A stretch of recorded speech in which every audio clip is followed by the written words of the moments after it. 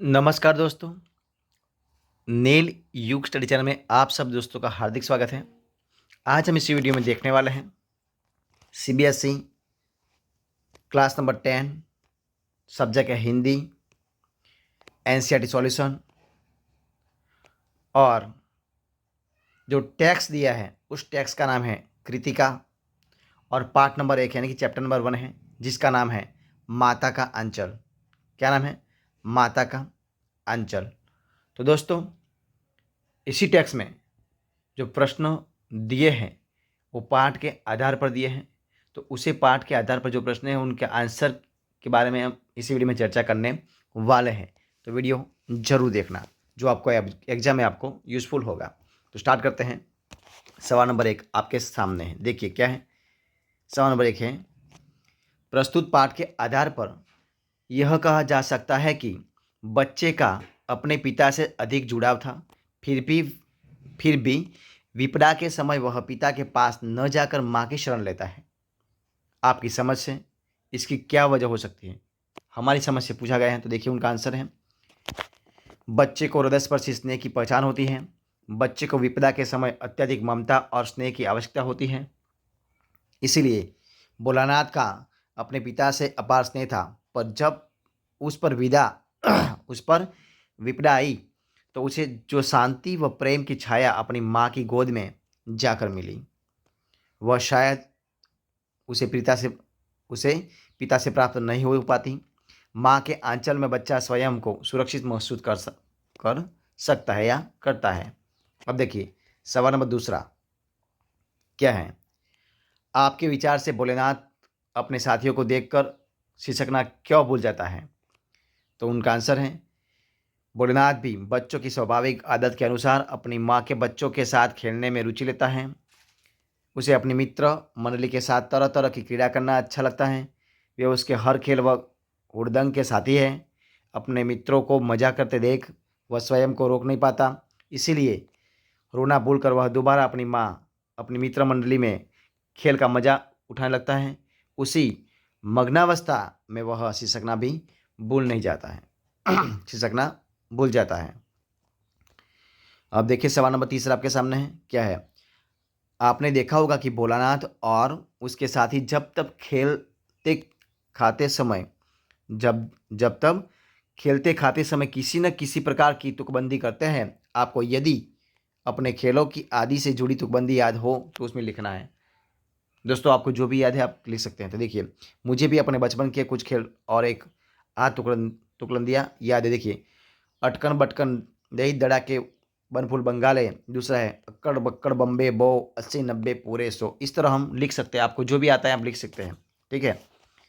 अब देखिए सवाल नंबर 4 आपके सामने है, क्या है, भोलानाथ और उसके साथियों के खेल और खेलने की सामग्री आपके खेल और खेलने की सामग्री से किस प्रकार भिन्न है, अलग अलग है, वो आपको बताना है। ठीक है। तो भोलानाथ व उसके साथी खेल के लिए आंगन व खेतों पर पड़ी चीज़ों को ही अपने खेल का आधार बनाते थे। उसके लिए मिट्टी के बर्तन, पत्थर, पेड़ों की पत्तियों, गीली मिट्टी, घर के सामान आदि वस्तुएं होती थी जिनसे वे खुश होते हैं। आज जमाना बदल चुका है। आज माता पिता अपने बच्चों को बहुत ध्यान रखते हैं। वे बच्चों को बेफिक्र अनुमति नहीं देते हैं। हमारे खेलने के लिए आज क्रिकेट का सामान, भिन्न भिन्न तरह के वीडियो गेम, कंप्यूटर आदि बहुत सी चीज़ें हैं जो उनकी तुलना में बहुत अलग हैं। भोलानाथ जैसे बच्चों की वस्तुएं सुलभता से बिना मूल्य खर्च किए ही प्राप्त हो जाती हैं, परंतु आज खेल सामग्री स्वनिर्मित न होकर बाजार से खरीदनी पड़ती है। आज के युग में खेलने की समय सीमा भी तय कर ली जाती है, अतः आज खेलने में स्वच्छंदता नहीं होती है। इस प्रकार भिन्न है। अब देखिए सवाल नंबर 5 आपके सामने, देखिए क्या है, पाठ में आए ऐसे प्रसंगों का वर्णन कीजिए जो आपके दिल को छू गए हो। तो देखिए उनका आंसर क्या है, पाठ में ऐसे कई प्रसंग आए हैं जिन्होंने मेरे दिल को छुआ है। देखिए क्या है, नंबर 1, रामायण पाठ कर रहे अपने पिता के पास बैठे हुए भोलेनाथ का आईने में अपने आप को देखकर खुश होना, और जब उसके पिताजी उसे देखते हैं तो लज्जा कर उसका आईना रख देने की अदा बड़ी प्यारी लगती है। दूसरा है, बच्चे का अपने पिता के साथ कुश्ती करना, शिथिल होकर बच्चे के बल को बढ़ावा देना और पछाड़ खाकर गिर जाना। बच्चे का अपने पिता की मूंछ खींचना और पिता का इसमें प्रसन्न होना आदि बड़े ही आनंददायी प्रसंग है। अब देखिए तीसरा क्या है, बच्चों द्वारा बारात का स्वांग रचते हुए समधी का बकरे पर सवार होना, दुल्हन को लीवा लाना व पिता द्वारा दुल्हन का घूंघट उठाने पर सब बच्चों का भाग जाना, एक बच्चों के खेल में एक और जहाँ समाज के प्रति उनका रुझान झिझकना है, तो दूसरी ओर उनकी नाटकीयता स्वांग व उनका बचपना। अब देखिए नंबर 4, कहानी के अंत में भोलानाथ का माँ के आंचल में छिपना, सिसकना, माँ की चिंता, हल्दी लगाना और बाबूजी के बुलाने पर भी माँ की गोद न छोड़ना एक मर्मस्पर्शी दृश्य उपस्थित करता है, अनायास माँ की याद दिला देता है। अब देखिए सवाल नंबर 6 क्या है, वो भी आपके सामने है। इन उपन्यास अंश में 30 के दशक की ग्राम्य संस्कृति का चित्रण है। आज की ग्रामीण संस्कृति में आपको किस तरह के परिवर्तन दिखाई देते हैं वो आपको इसमें लिखना है। देखिए क्या है उसका उत्तर है नंबर 1, गांव में हरे भरे खेतों के बीच वृक्षों की झुरमुट और ठंडी छाव से घिरा कच्ची मिट्टी एवं छान का घर हुआ करता था। नंबर 1, आज ज़्यादातर गाँव में पक्के मकान ही देखने मिलते हैं। दूसरा क्या है, पहले गाँव में भरे पूरे परिवार होते थे, आज एकल संस्कृति ने जन्म लिया है। तीसरा, अब गांव में भी विज्ञान का प्रभाव बढ़ता जा रहा है, जैसे लालटेन के साथ पर बिजली, बैल के स्थान पर ट्रैक्टर का प्रयोग, घरेलू खाद के स्थान पर बाजार में उपलब्ध कृत्रिम खाद का प्रयोग तथा विदेशी दवाइयों का प्रयोग किया जा रहा है। नंबर 4, पहले की तुलना में अब किसानों, खेती और मजदूरों की संख्या घट रही है। नंबर 5, पहले गाँव में लोग बहुत ही सीधा साधा जीवन व्यतीत करते थे, आज बनावटीपन देखने मिलता है। इसी प्रकार अलग अलग होते हैं। अब देखिए सवाल नंबर 8, पाठ पढ़ते पढ़ते आपको भी अब अपने माता पिता का लाड़ प्यार याद आ रहा होगा। अपनी इन भावनाओं को डायरी में अंकित कीजिए। तो आपको इस प्रकार लिखना है। नंबर 1, देखिए क्या उत्तर, मुझे भी मेरे बचपन की एक घटना याद आ रही है जो मैंने नीचे लिखा है। देखिए क्या है, मैं आंगन में खेल रहा था, एक यानी कि कुछ बच्चे पत्थर फेंक कर पेड़ पर फंसी पतंग निकाल का प्रयास कर रहे थे। अचानक एक पत्थर मेरी आँख पर लगा, मैं ज़ोरों से रोने लगा। मुझे पीड़ा से होता हुआ देखकर माँ भी रोने लगी। फिर माँ और पिता भी मुझे डॉक्टर के पास ले गए। डॉक्टर ने जब कहा डरने की बात नहीं है, तब दोनों की जान में जान आई। अब देखिए सवाल नंबर 8, यहाँ माता पिता का बच्चे के प्रति जो वात्सल्य व्यक्त हुआ है अपने शब्दों में लिखिए। ठीक है, तो देखिए उनका आंसर है, माता पिता का अंचल में माता पिता के वात्सल्य का बहुत सरस और मनमोहक वर्णन हुआ है। इसमें लेखक ने अपने शैशव काल का वर्णन किया है। भोलानाथ के पिता के का आरंभ ही भोलानाथ के साथ शुरू होता है। उसे नहलाकर पूजा पाठ करना, उसको अपने साथ घुमाने ले जाना, उसके साथ खेलना व उसकी बाल सुलभ क्रीड़ा से संपन्न होना आदि उनके स्नेह व प्रेम को व्यक्त करता है। भोलानाथ की माता वात्सल्य व ममत्व से भरी हुई है। भोलानाथ को भोजन कराने के लिए उनका भिन्न भिन्न तरह से स्वांग रचना एक स्नेही माता की ओर संकेत करता है जो अपने पुत्र के भोजन को लेकर चिंतित है।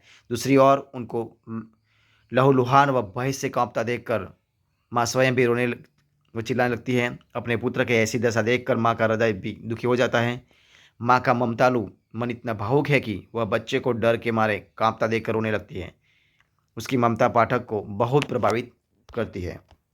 अब देखिए सवाल नंबर 9, दोस्तों क्या है, माँ का आंचल शीर्षक की उपयुक्तता बताते हुए कोई अन्य शीर्षक सुझाइए। आपके मन में कोई दूसरा कोई शीर्षक है तो आपको बताना है। तो देखिए उनका आंसर क्या है, आपके सामने रखता हूँ। देखिए क्या है, देखिए लेखक ने इस कहानी के आरंभ में दिखाया है कि भोलानाथ का ज़्यादा से ज़्यादा समय पिता के साथ बीतता है। कहानी का शीर्षक पहले तो पाठक को कुछ अटपटा सा लगता है, पर जैसे जैसे कहानी आगे बढ़ती है बात समझ में आने लगती है। इस कहानी में माँ के आंचल की सार्थकता को समझाने का प्रयास किया गया है। भोलानाथ को माता व पिता दोनों से बहुत प्रेम मिला है। उसका दिन पिता की छत्र छाया में ही शुरू होता है। पिता उसकी हर क्रीड़ा में सदैव साथ रहते हैं, विपदा होने पर उसकी रक्षा करते हैं। परंतु जब वह सांप से डरकर माता की गोद में आता है और माता की जो प्रतिक्रिया होती है वैसे प्रतिक्रिया या उतनी तड़प एक पिता में नहीं हो सकती। माता उसके भय से भयभीत है, उससे दुख से दुखी है, उसके आंसू से खिन्न है। वह अपने पुत्र की पीड़ा को देखकर अपनी सुध बुध खो देती है। वह बस इसी प्रयास में है कि वह अपने पुत्र की पीड़ा को समाप्त कर सके। माँ का यही प्रयास उसके बच्चे को आत्मीय सुख व प्रेम का अनुभव कराता है। उसके बाद तो बात शीशे की तरह साफ हो जाती है कि पाठ का शीर्षक माता का आंचल क्यों उचित है। पूरे पाठ में माँ की ममता ही प्रधान दिखाई दी है, इसीलिए कहा जा सकता है कि पाठ का शीर्षक सर्वथा उचित है। इसका अन्य शीर्षक हो सकता है माँ की ममता। ठीक है। अब देखिए सवाल नंबर 10 क्या है। बच्चे बच्चे माता पिता के प्रति अपने प्रेम को कैसे अभिव्यक्त करते हैं।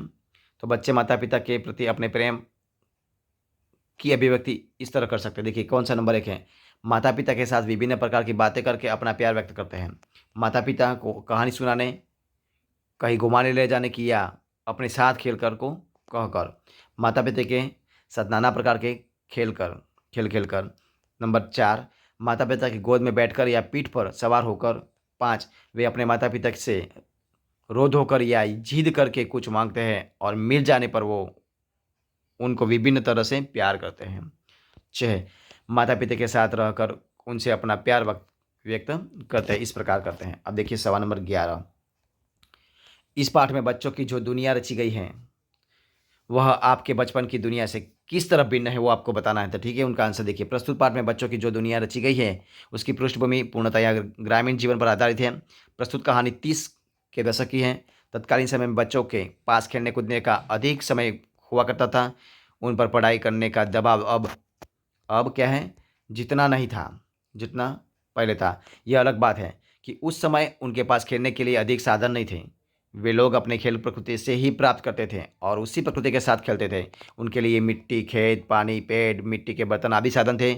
आज 3 वर्ष की उम्र होते ही बच्चों को नर्सरी में भी भर्ती कर दिया जाता है। आज के बच्चे वीडियो गेम, टीवी, कंप्यूटर, शतरंज आदि खेलने में लगे रहते हैं या फिर क्रिकेट, फुटबॉल, हॉकी, बैडमिंटन या कार्टून आदि में अपना समय बिता देते हैं। अब सवाल नंबर 12 देखिए क्या है। फणीश्वरनाथ, रेणु और नागार्जुन की आंचलिक रचनाओं को पढ़िए। तो आपको दोस्तों उनको पढ़ना है। ठीक है। फणीश्वर रेणु का उपन्यास मेला अंचल पठनीय है।